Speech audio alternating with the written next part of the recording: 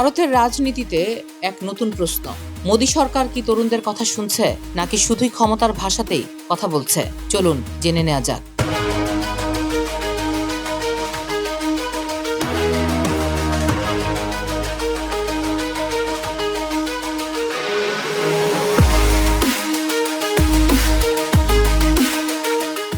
দিল্লিতে হাজারো শিক্ষার্থী রাস্তায় নেমেছে। তাদের দাবি চিকিৎসা ভর্তি পরীক্ষার অনিয়মের বিচার আর শিক্ষামন্ত্রীর পদত্যাগ। মিছিল এগোতেই পুলিশ বাধা দেয়, লাঠিচার্জ হয়, টিয়ার গ্যাস ছোড়া হয়। অনেক আন্দোলনকারী এতে আহত হন। একই সময়ে সমাজকর্মী সোনম ওয়াংচুকও আন্দোলনে যোগ দিতে পারেননি। তার অভিযোগ, তাকে আটক করে রাখা হয়েছে। এদিকে সংসদ অধিবেশন শুরুর আগে ভাষণ দেন প্রধানমন্ত্রী নরেন্দ্র মোদী, কিন্তু শিক্ষার্থীদের আন্দোলন নিয়ে একটি মন্তব্য করেননি তিনি। এই নীরবতাই এখন বড় বিতর্ক।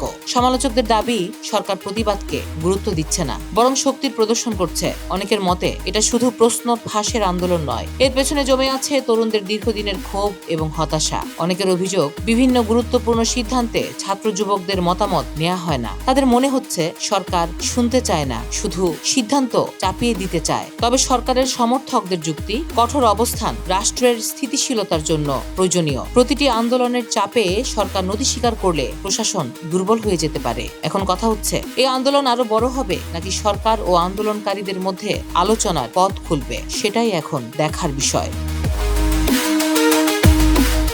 দীপান্বিতা দিবা, ভয়েস অফ বেঙ্গল।